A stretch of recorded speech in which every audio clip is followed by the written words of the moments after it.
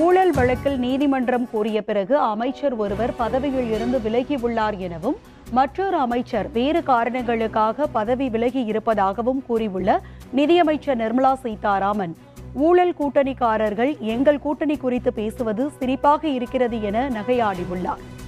சென்னை அண்ணா நகரில் உள்ள சங்கர் IAS அகாடமியில் கடந்த ஆண்டு UPSC, CSC மற்றும் TNPSC தேர்வுகளில் தேர்ச்சி பெற்று பணியாணை பெற்றுள்ள முன்னாள் மாணவர்களை சிறப்பிக்கும் நிகழ்ச்சி இன்று நடைபெற்றது.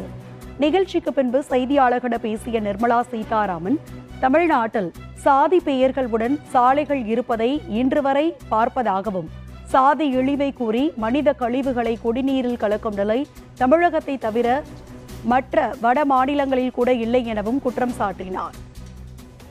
முதல்ல ஜாதிக்கு வெற்றி திமுக தேடுதா? சமத்துவம் தமிழ்நாட்டில் சமத்துவத்தை கொண்டாங்க. சென்சஸ் வரும் எப்படியா இருந்தாலும், அதுல இந்த டேட்டா வரும் எப்படியா இருந்தாலும், எல்லாருக்கும் அந்த டேட்டா வெளிப்படையா உதவுறதுக்கு தான் சென்சஸ் மூலமா எடுக்கிறோம். அதனால இதுல உடனே ஒரு குயுக்தியை அதை திருப்பிக்கிட்டு நாங்க போராடினதுனால தான் எங்களுக்கு வந்துச்சுன்னு சொல்ல வேணாம். இன்னைக்கும் நான் தெருவில் போகும்போது போர்டு பார்க்குறேங்க, ஜாதி பெயருடன் பேர் இந்த தமிழ்நாட்டில் இன்னைக்கும் இருக்குது.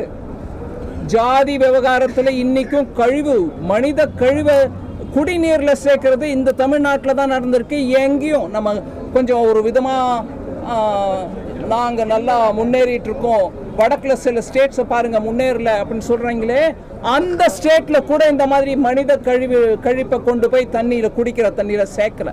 கூட்டணியை பற்றி விமர்சிக்கிறதுக்கு முன்னாடி ஊழல் காரணமாக கோர்ட், சுப்ரீம் கோர்ட் வரைக்கும் போய் இன்னைக்கு தேதிக்கு 2 அமைச்சர்கள், ஒரு அமைச்சர் ஊழல், இன்னொரு அமைச்சர் இன்னொரு விஷயம், இறங்கிக்கிட்டே இருக்காங்க பதவி, இல்ல கோர்ட் மூலமா கேள்வி கேட்டுட்டே இருக்காங்க.